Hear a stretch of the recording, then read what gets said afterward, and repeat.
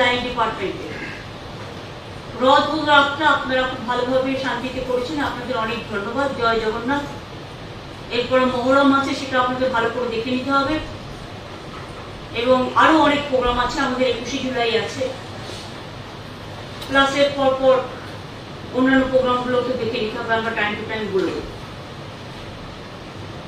বর্ষাকালে অলওয়েজ বাংলায় বর্ষা একটু বেশি হয়, তার কারণ হচ্ছে বাংলা হচ্ছে নদী মাতৃকা দেশ, এখানে নদী সমুদ্র পুকুর অনেক বেশি, আর আমরা অনেক পুকুরও কেটেছি যাতে আমরা জল ধরে রাখি। তাতে অবশ্য আমাদের অনেকটা কাজও হয়, আর এখানে অনেকগুলো কোস্টাল এরিয়াও আছে।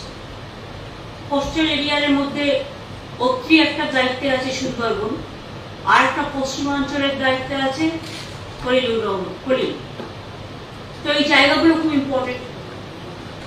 উত্তরবঙ্গ আজকে বন্যায় ভাসছে, যে কাগজে আমি রিপোর্ট দেখছি, এবং বিশেষ করে কালিম্পংয়ের সিকিমে কয়েকদিন ধরে খুব বৃষ্টি হচ্ছে।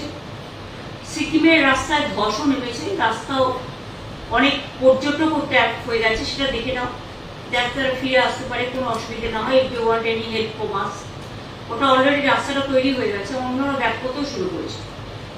খুব বর্ষাকালে যেন কেউ পাহাড়ের দিকটা মানে অ্যাডভেঞ্চারাস হিসেবে ইউজ না করে, তার কারণ ওখানটা চিরকালই কালিম্পংয়ে ধস নামে। এই সময়টা সরু রাস্তা, পাশে তিস্তা ভরা জল, এগুলো মাথায় রাখতে হবে। বর্ষাকালটা, গরমকালে আবার শুকনো, তিস্তায় জল নেই, এটা প্রকৃতির বৈচিত্র্য রূপ। তো বিশেষ করে উত্তরবঙ্গে যেটা আমি দেখছি, আমি যে ডিপার্টমেন্টগুলো থেকে অলরেডি রিপোর্ট পেয়েছি, জেলাগুলো থেকেও, ডিএমএ কাছে, এসপির কাছ থেকেও, তাতে আমি দেখেছি বন্যার একটা আশঙ্কা আছে কিন্তু উত্তরবঙ্গের জেলাগুলোতে।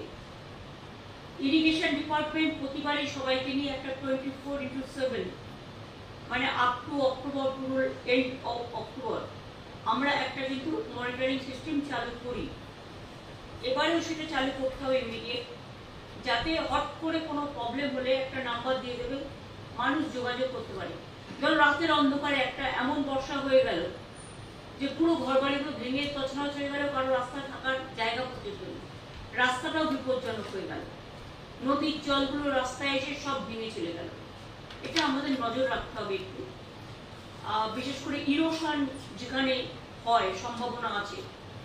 মালদায় একটু ইরোশন হয়েছে এবং গঙ্গার ভাঙন, এটা কেন্দ্রীয় সরকারের দেখার কথা।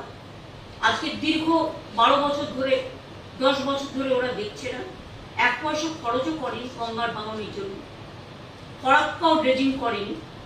বাংলাদেশের সাথে যখন আমাদের চুক্তি হয়েছিল, তখন কথা ছিল যে বাংলাদেশে যে জলটা যাচ্ছে সেটাকে রিভাইভ করবার জন্য, যাতে আমাদের এখানে প্রবলেম না হয়, ড্রেজিং করা হবে। এবং ভাঙন যেটা হচ্ছে ইরোশন, সেই ভাঙনে অনেক বাড়ি তলিয়ে গেছে গঙ্গার ভাঙনে, সেই বাড়িগুলোকে তৈরি করে দেওয়া হবে। এলাকার উন্নয়নের জন্য একটা 700 কোটি টাকার প্যাকেজ তখন তৈরি হয়েছে, কারণ আমি যখন এমপি ছিলাম আমি ঘটনাটা জানতাম, কিন্তু আজ পর্যন্ত সে টাকা দেয়নি। উপরন্তু আমাদের না জানিয়ে আবার বলছে আবার ফরাক্কা চুক্তি রিনিউ করবে, এবং বিহারও ভেসে যায়। ফরাক্কা যে ড্রেজিং করে না, শুধু বাংলার একটা ক্ষতি হয় তা না, বিহারটাও কিন্তু ভেসে যায়।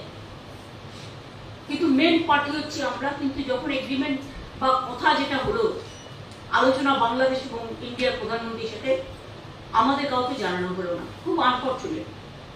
যাই হোক, আবার বলছে তিস্তার জলও দিল, তিস্তায় জল আছে তাই দেবে,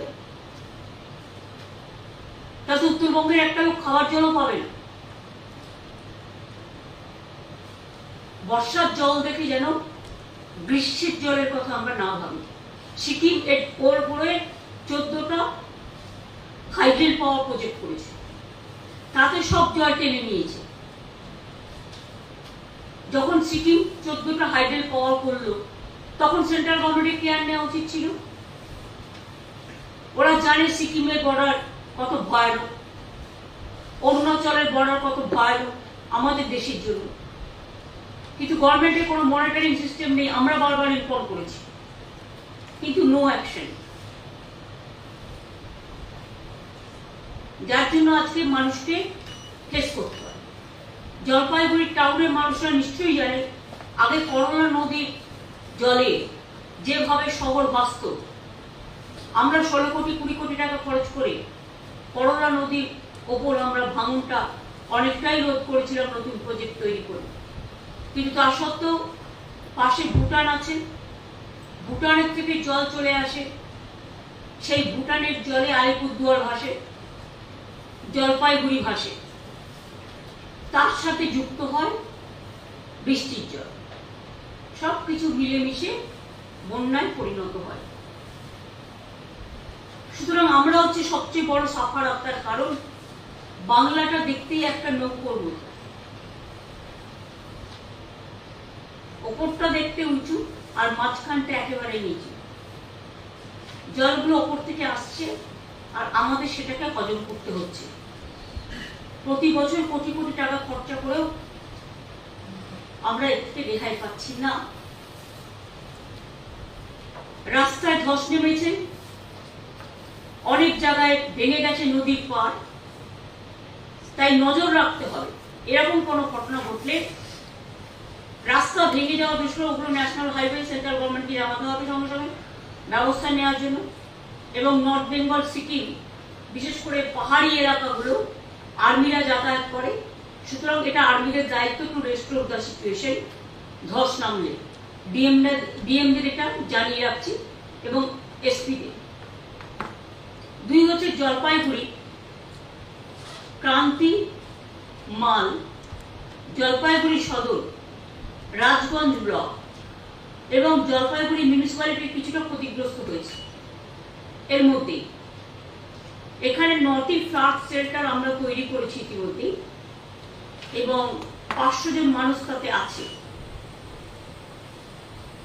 কিন্তু আমাদের নিশ্চয়ই মনে আছে মালে একসময় ভয়াবহ, এরপর তো বান আসবে, সেই বানে পুজোর আগে যে বান হয়, সেই বানে সে ভেসে গেছিল 6 জন না 7 জন, আমি ছুটে গিয়েছিলাম। সুতরাং সেটা পুজোর আগে, এখন মনে হয় 99 সালে আমি যখন রেল মিনিস্টার ছিলাম, কারণ আমার ঘরে জল ঢুকে গেছিল 1 কোমর, আমার মনে আছে। কারণ ওখানে জল ঢুকলে মনে রাখতে হবে যে বন্যা মানে অবধারিত। আগে একটু বৃষ্টি হলে দক্ষিণ দিনাজপুরেও আমি যেতাম, বারবার দেখতাম বালুরঘাট, গঙ্গারামপুর, কুশমন্ডি, তপন 1 কোমর করে জল জমত। এখন অনেক কাজ আমাদের সরকার করেছে বলে এখন যদি অনেকটা কমে গেছে, কিন্তু আত্রেই নদীর উপরে যে বাঁধটা দেওয়া হয়েছে বাংলাদেশ এবং চায়না মিলে, সেটা করার সময় আমাদের তো জানানো হয়নি, আর তাতে কিন্তু অনেক মানুষ পানীয় জল ওখানে পাচ্ছে না।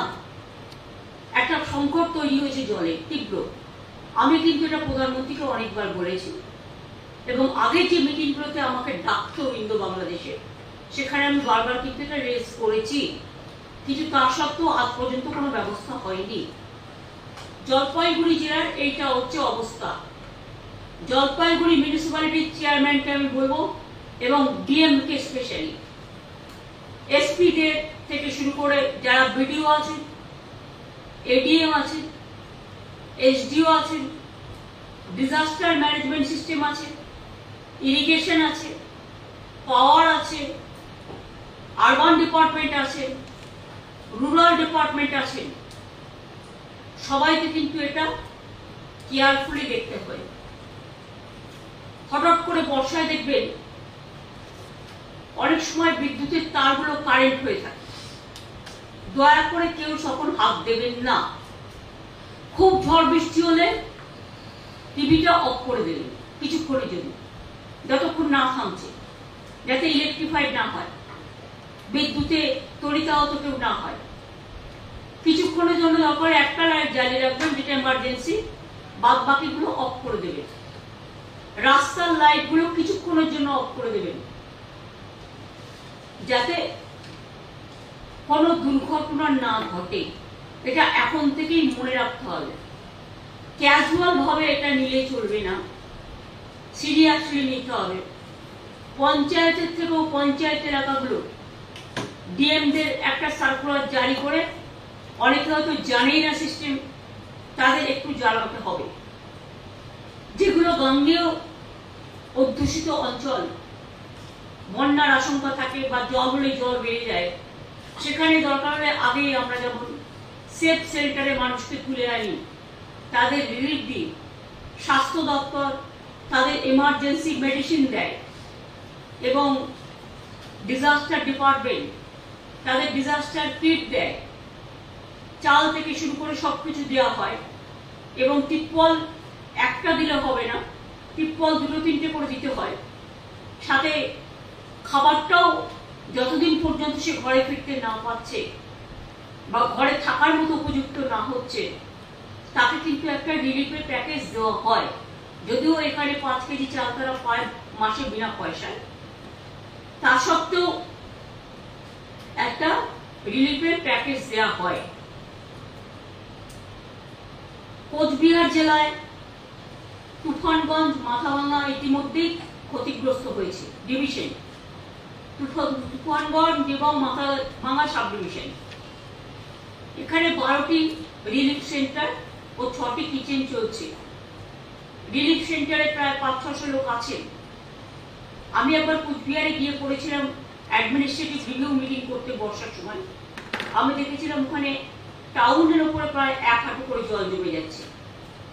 সুতরাং এই সময়টা যেহেতু হেরিটেজ টাউন ওটা আমরা ডিক্লেয়ার করেছি, কাজটাও ত্বরান্বিত করতে হবে।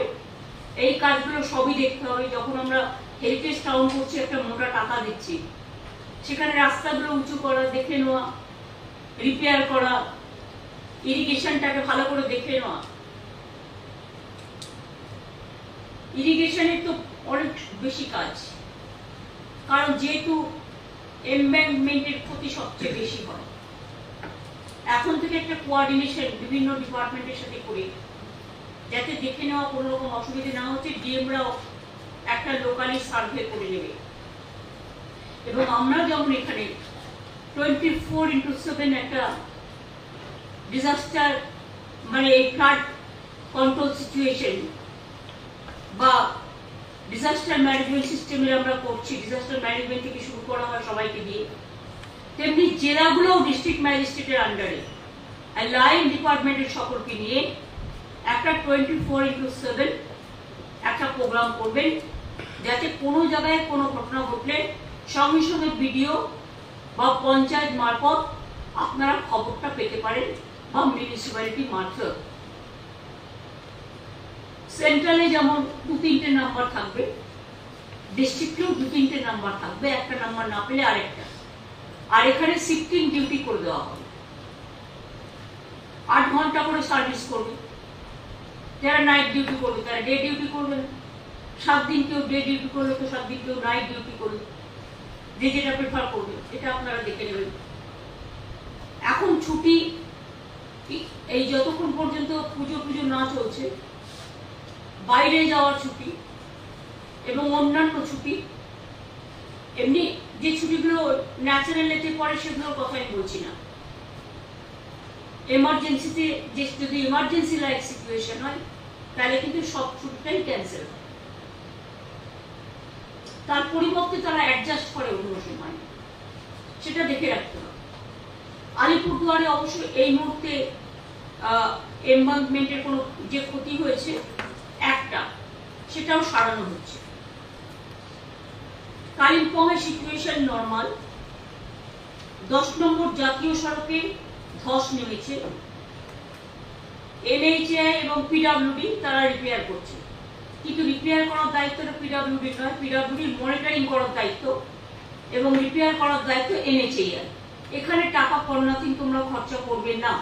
এই টাকাটা আমরা করি না, আমরা পিডব্লিউডি। যাই হোক, তোমাকে আমি বলে রাখলাম, তোমরা মনিটরিংটা করবে, কারণ এটা আসলে এটা আর্মি ব্যাপার আছে, মনে রাখবে।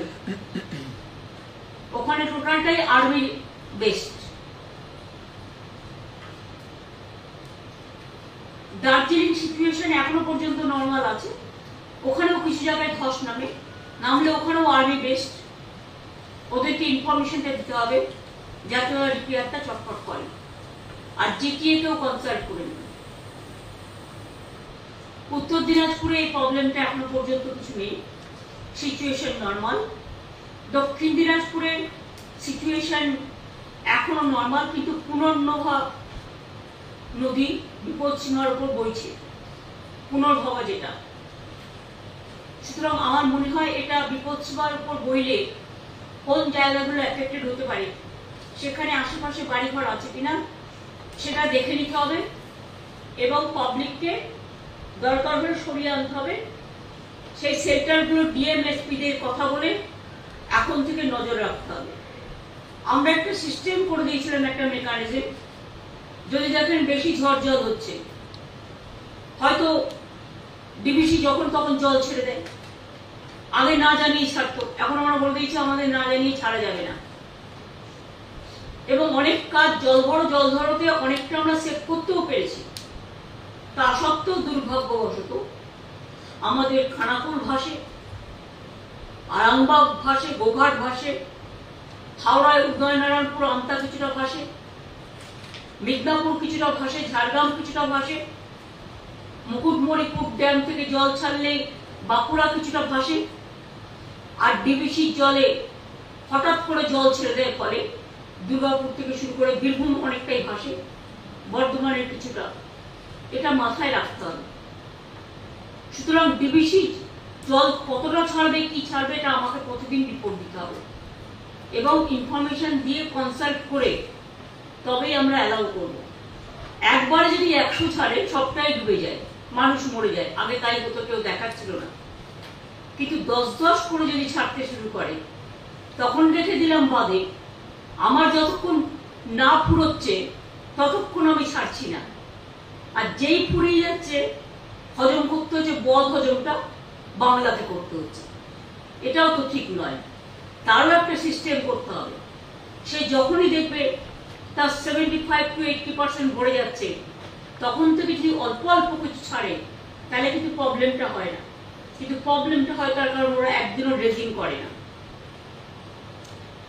ডিবিসি এখনো পর্যন্ত যদি ড্রেজিংটা করে সেন্ট্রাল গভর্নমেন্ট, 2 লক্ষ কিউসেক মেট্রিক টন জল এখনো ডিবিসি জলাধারে থাকতে পারে, যেটা আমি 5-6 বছর ধরে শুনে আসছি। কিন্তু ওরা ড্রেজিং করছে না, ফলে প্রবলেমটা আমাদের ঘাড়ে আসছে। এটা বর্ষা সবে নেমেছে, ইমিডিয়েট আমি ইরিগেশন ডিপার্টমেন্টকে বলবো, talk to irrigation ministry and to tell them যে ডিবিসি যেটা সিলটেশন, এগুলো করা উচিত ইমিডিয়েট। করা ডিবিসি ডিসিশন নেবে ওরা, আর ভোগ করবো আমরা। এটা কখনো হতে পারে, এটা মাথায় রাখতে হবে। মাইথন তো পড়েই আছে। মালদায় এমনিতে কোনো বন্যাজনিত সমস্যা নয়, কিন্তু মালদায় হয় ভাঙন।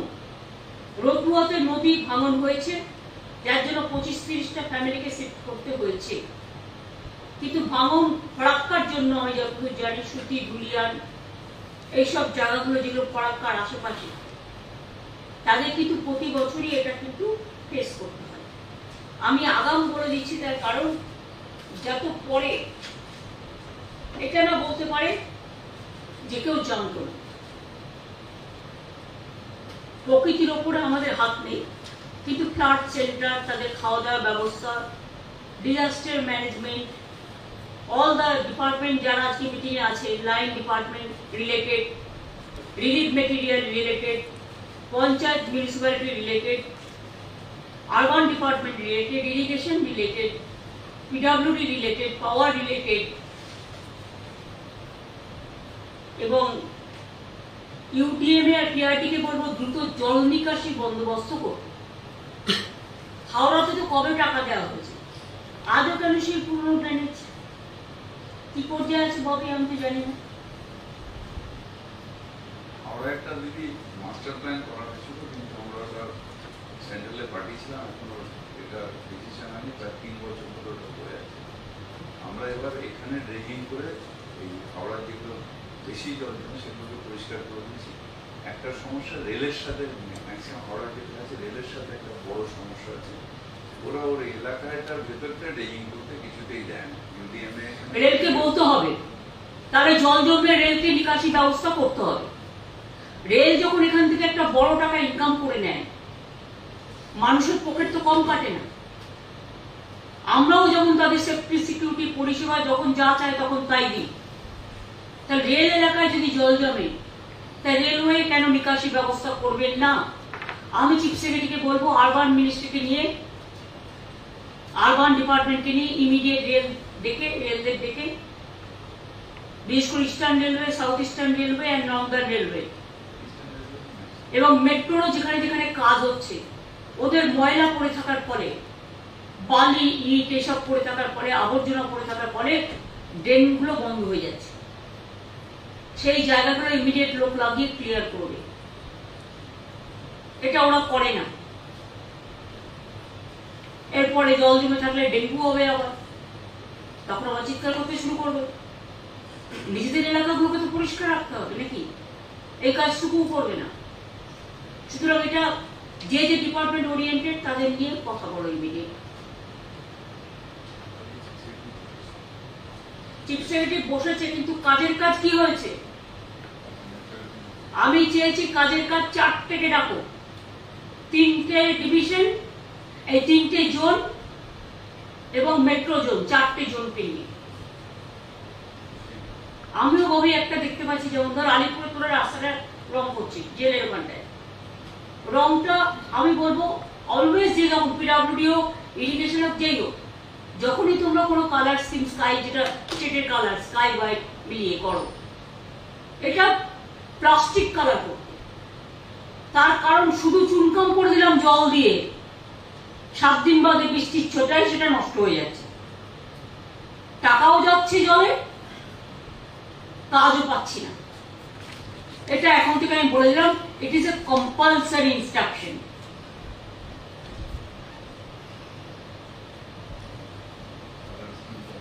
হ্যাঁ, কালার স্কিমটাও কেউ কেউ নানা রকম ডিসকালার করে দিচ্ছে। আমি যেখানে পার্টির কালার করিনি, আমি 12 বছর এখানে আছি। আমার মামাটি মানুষের একটা স্লোগান আছে, দেখাতে পারবেন মামাটি মানুষের নামে আমি কিছু করেছি? কোন প্রোগ্রাম? আমি পলিটিক্স করি না, তাহলে অন্যরা কেন করবে? রেল তো করছে, রেল তো সব গেরুয়া কালারে ভরে দিয়েছে, আর আমাদের সুস্বাস্থ্য কেন্দ্রগুলোকে বলছে ওই কালার না করলে তোমার টাকা দেবো না। এই আবার কি কথা? মানুষগুলোকে গেরুয়া করে দিতে পারে, রংগুলো, আমাদের চেহারাগুলোকে নয়, জামা কাপড়গুলো গেরুয়া করে দিতে পারে ইনস্ট্রাকশন দিয়ে, নাহলে তোমার দেশে থাকতে দেবো না। কিন্তু আমাদের চেহারাগুলো, কালারগুলোকে গেরুয়া করে দিতে পারবে কি? না মনটাকে করে দিতে পারবে? Very difficult days are going on. Power ডিপার্টমেন্টকে স্পেশালি দেখতে হবে, যেটা অতিবৃষ্টিতে অনেক ট্রান্সফরমার খারাপ হয়ে যায়, এমার্জেন্সি ভিত্তিতে সেই ট্রান্সফরমারগুলো রেস্কিউ করতে হবে, রেস্টোর করতে হবে। কিন্তু আমি সাথে সাথে এটাও বলবো, সঙ্গে সঙ্গে এটা দেখবেন যে কাজটা করতে যাচ্ছে তার জীবন যেন, তার যেন সেফটি বলয় থাকে।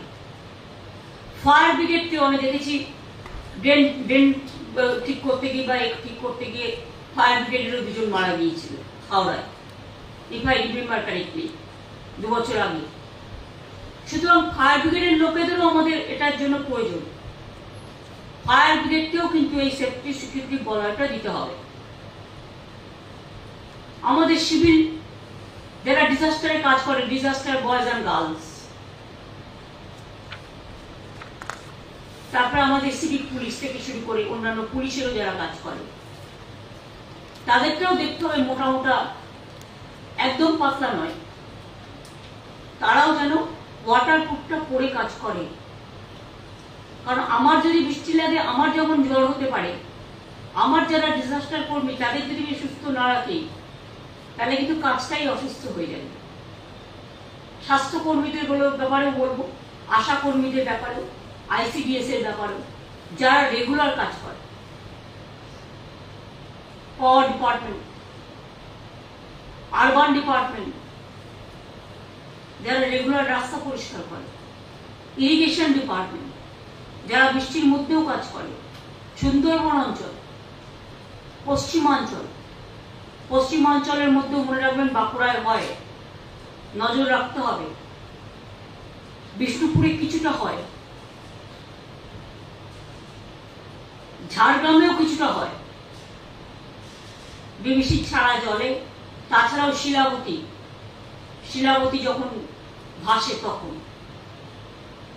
ইছামতির জলেও যখন ভাসে তখন গাঙ্গেয় পশ্চিমবঙ্গ অ্যাফেক্টেড হয়। বাংলায় যারা কাজ করেছেন বিভিন্ন ডিপার্টমেন্টে তারা সবটাই জানেন। বিদ্যুতের খুঁটি যদি দেখেন পড়ে গেছে বা কাত হয়ে গেছে,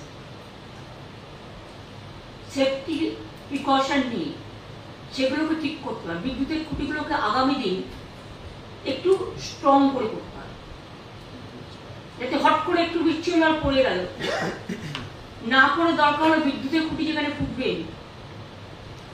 ধরুন শহরে ব্যবস্থা অন্য, গ্রামে 2-3টে ভোড়া গাছের চারা বা ম্যানগ্রোভ টাইপের এনভায়রনমেন্ট ডিপার্টমেন্টের সাথে নিয়ে লাগিয়ে দিলে কিন্তু ওটা আরো শক্ত থাকবে, তাই না? প্লান্টেশনে করলে যেটা দিয়ে আমরা গঙ্গার বাঁধ রুখি।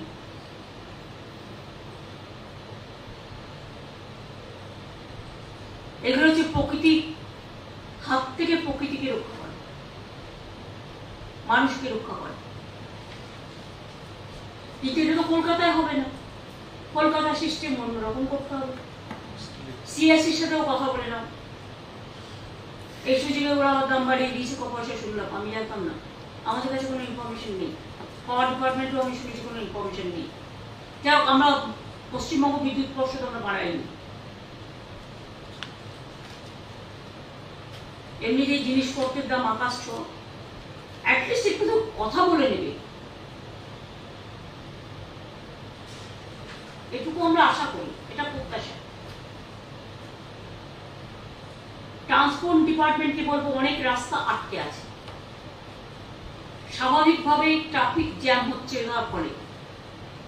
আপনারা ট্রান্সপোর্ট ডিপার্টমেন্ট খুব আস্তে চলে, আপনাদের উচিত গাড়ি চালিয়ে যদি গাড়ি ছেড়ে দিয়ে সাইকেলে চলা বা 11 নম্বর গাড়ি ইউজ করা, মানে পা। ট্রান্সপোর্ট ডিপার্টমেন্টকে যে সিরিয়াসলি ট্যাকেল করা উচিত সেটা হচ্ছে না। ট্রান্সপোর্ট ডিপার্টমেন্টে কিন্তু একদিকে ট্রান্সপোর্ট মানে আরবান এরিয়া, রুরাল এরিয়া, অন্যদিকে আছে ইনল্যান্ড ট্রান্সপোর্ট। এটা কিন্তু মাথায় রাখতে হবে, যার জন্য আমরা চাষিদের জলে যেতে বারণ করি অনেক সময়, এই মৎস্য চাষিদের গঙ্গায় নামতে বারণ করি যাতে তারা বিপদে না পড়ে। দুর্গতদের পুলিশের সাথে কথা বলে ইমিডিয়েট ট্রাফিক প্রবলেমটা সলভ করবে। Kolkata police, DG law and order এদের সাথে নিয়ে ডিএমএসপিরাও দেখে নেবেন কোথায় কি প্রবলেম আছে, লোকাল ডেকে কথা বলে ইমিডিয়েট সলভ করুন। লাইনের যারা আছেন ট্রাফিক ডিপার্টমেন্ট, ট্রান্সপোর্ট ডিপার্টমেন্টের, তাদের কাছে যেন ইনস্ট্রাকশন যায় প্রপারলি। এবং আরেকটা হবে হচ্ছে দুর্গতদের সরানোর জন্য কিছু এমার্জেন্সি গাড়ির প্রয়োজন হয়।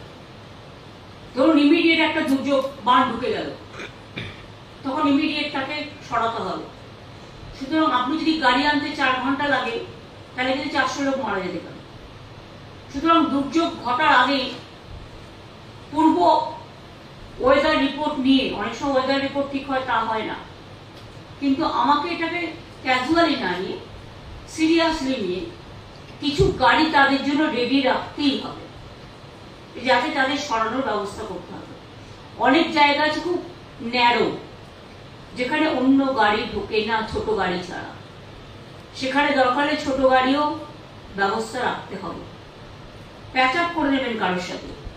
মনে রাখবেন আজকে যে এনডিআরএফ এখানে কাজ করে, এটা আগে রেলে আমি যখন ছিলাম, যে কোনো অ্যাক্সিডেন্ট হলে হসপিটালগুলোর সাথে প্যাচ আপ এবং এনডিআরএফ সঙ্গে সঙ্গে ঢুকবে, এটা আমি করে এসেছিলাম সিস্টেম। তারপর আমি স্টেটে যখন আসি, আমি স্টেটেও এনডিআরএফ এর সাথে প্যাচ আপ করে দিয়েছি। ওরা দিল্লি থেকে কিছু হলে বলে দেবে এনডিআরএফ এর টিম চলে গেছে, এটা তা নয়। এটা আমাদের যেমন এসডিআরএফ আছে, এনডিআরএফ কেও আমরা টাকা দিই এবং প্রোভাইডেড ওরা আমাদের সার্ভিস দেয়।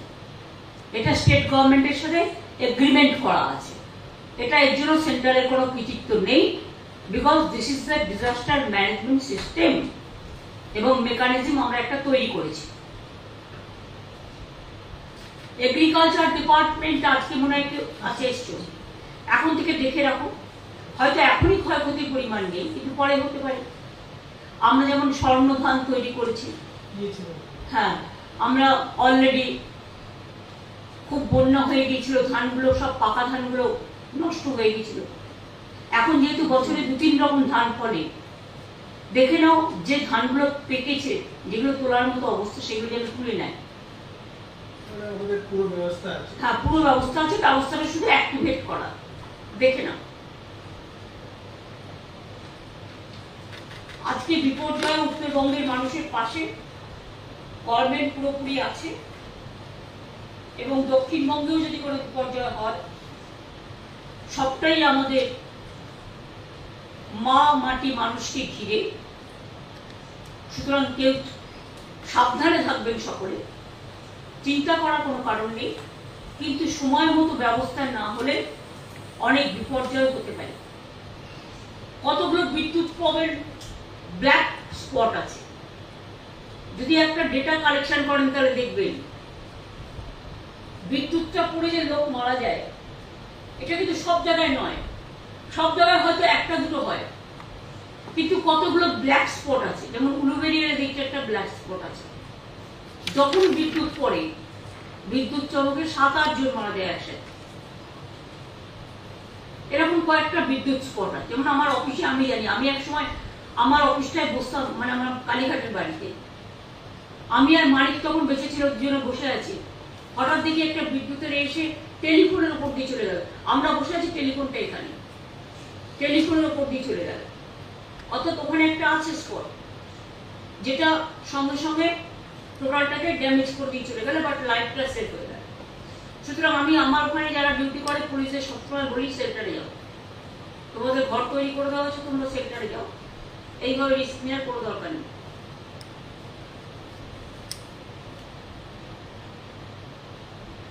প্রত্যেক মানুষের জীবনেরই দাম আছে, এবং আজকে থেকে মনে হয় সেভ ড্রাইভ সেভ লাইফ পুলিশের প্রোগ্রাম আছে। আমি ট্রাফিক পুলিশ সহ, কলকাতা পুলিশ সহ, সব কমিশনারেট সহ, পশ্চিমবঙ্গ পুলিশ সহ সকলকে কনগ্রাচুলেশন জানাচ্ছি। ইটস এ ইনিশিয়েটিভ যেটা এখন অন্যান্য রাজ্য অনেকেই আমি দেখছি ফলো করার চেষ্টা করছে। ভালো জিনিস ফলো করা ভালো। আমি আবার বলবো, এটাকে নিয়ে নেগলিজেন্স করার কোনো জায়গা নেই।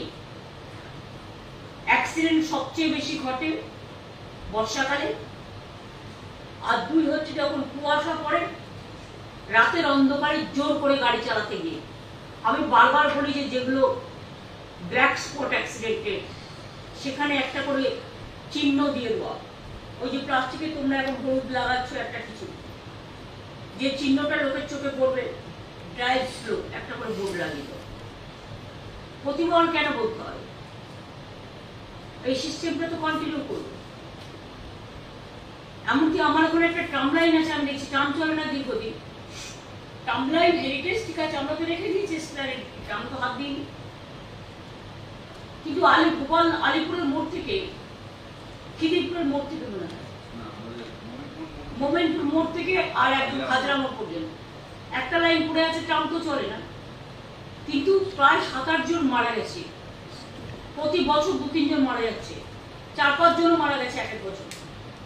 স্কুটার যাচ্ছে, ট্রাম লাইনে স্কিড করে যাচ্ছে, পেছন থেকে গাড়ি এসে মেরে দিচ্ছে। এটা ইমিডিয়েট আমি বলবো, ট্রাম যখন চলেই না, ট্রান্সপোর্ট ডিপার্টমেন্ট এটা তার দায়িত্ব পালন করেনি। আমাকে মানুষ মারার জন্য কোর্টের রায় দেখাচ্ছ? তোমরা কি ঠিক মতো ফাইটটা করেছো না ছেড়ে দিয়েছো?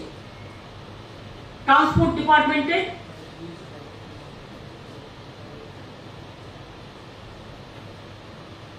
আরে পরশুদিনও 2 জন মরতে মরতে বেঁচে গেছে। রেগুলার এই মোড়টাই হয়, আমার চোখের সামনে আমি দেখতে পাচ্ছি।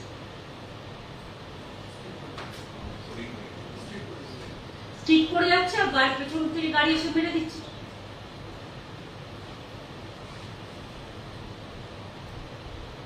নলেজে পড়েছে বলে তো ঘটনা বলছি, এরকম অনেক জায়গা আছে নিশ্চয়ই। কেন হবে? মানুষের জীবনের দাম সবচেয়ে বেশি না, আমাদের ইগোর দাম কোনটা? আমি তো মনে করি মানুষের জীবনের দামের কাছে আর কোনো দাম স্টে করতে পারে না। সুতরাং এটাকে ইমিডিয়েট টেক করে একটু short it out, how to do it. আমি অলরেডি ববিকে 7 দিন আগে রেখে কথা বলেছি, ঠিক আছে এটা করে দাও। এই পর্যন্তই আজকে ছিল, বাদ বাকি তো আগামীকালও আমাদের মিটিং আছে এই সময় 4:30 সময়, 4টের সময় 4:30 করবো। বাজার কমিটি নিয়ে মিটিং আছে, প্রাইস হাইক নিয়ে।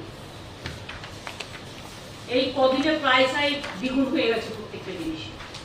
যাই হোক, সবাইকে ডেকেছি, আমি আজকে এটা আলোচনা করছি না, যেহেতু কালকের সাবজেক্ট, কালকে আলোচনা করবো।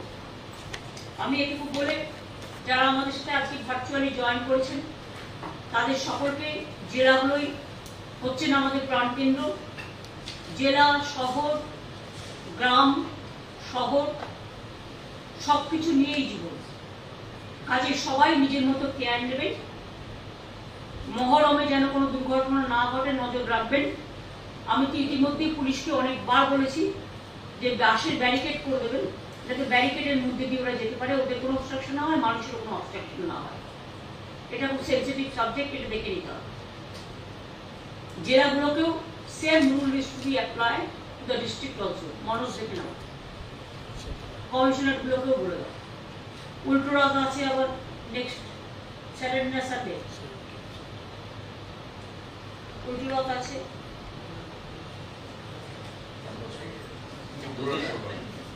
আর 21শে জুলাই যেহেতু আমাদের একটাই বছরের প্রোগ্রাম হয়, বড় প্রোগ্রাম, 13 জন মারা গিয়েছিল শহীদ তর্পণে। আমাদের অনেক গাড়ি ঘোড়া আসবে, লোকজন আসবে, পুলিশ যেন দেখে কোনো অ্যাক্সিডেন্ট যেন না। যদি কেউ জোরে চালায় প্রসাস করুন, যে স্লো ড্রাইভ স্লো। অনেক সময় গাড়ির ড্রাইভার তার কারণে একটা ঘটনা ঘটে, এবং একটা ঘটনাতে অনেকগুলো মৃত্যু হতে পারে, সেরকম যাতে না হয়। আর আমি সিএসকে বলবো, কাল যখন রেলের সাথে মিটিং করবেন, আমরা ভাড়া চাইলে রেল আমাদের টাকা নেয়, কিন্তু পরে ফিরে দেয় না। কিন্তু সেদিন রাশ ক্লিয়ার করা কিন্তু রেলের ডিউটি। আমি যখন রেল মিনিস্টার ছিলাম আমি দেখেছি, কুম্ভ মেলা থেকে শুরু করে আমি সবটাকে কাজ করেছি। শান্তনু তখন আমার প্রাইভেট সেক্রেটারি ছিল, জিজ্ঞেস করি। রেলের দায়িত্বের মধ্যে পড়ে যদি কোথাও বেশি রাশ হয় সেটাকে ক্লিয়ার করার জন্য ওদের একটা সিস্টেম আছে, ওরা বারবার রেল চালায় এবং বগি বাড়িয়ে দেয়। আগে বগি ছিল 14-15টা, আমার সময় আমরা 25টা করে দিয়েছি।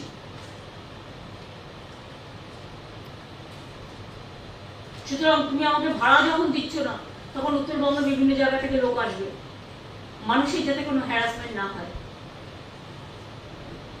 আবার যদি ভাড়াতে দাও কোনো অসুবিধা নেই, আমি তোমার পেমেন্ট করে দেবো। যদি ভাড়া না দাও, মানুষজন আসবে, তাদের নিয়ে আসার দায়িত্ব করবো। অত দূর থেকে তো আমি বাসে আনতে পারবো না, বাসে কটা লোক ধরে। সুতরাং যেন কোনো মানুষের ক্ষতি না হয়, ল অ্যান্ড অর্ডার কোনো প্রবলেম না হয়। দুটো অপশন, এক হচ্ছে আমি টাকা দিচ্ছি, তুমি নিয়ে আমাকে স্পেশাল ট্রেন দাও,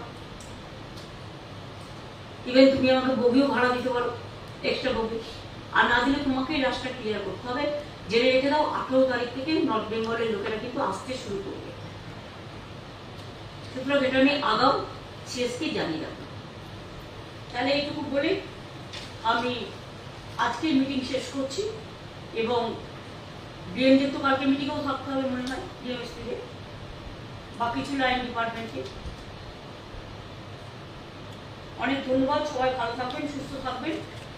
বর্ষায় জলে ভিজে ভাইরাল হয়, সঠিক সময় সঠিক চিকিৎসা করাবেন।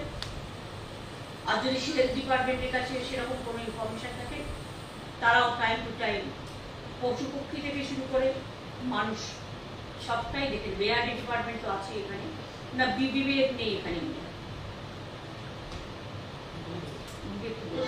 মাইক অন করে দাও। ঠিক আছে।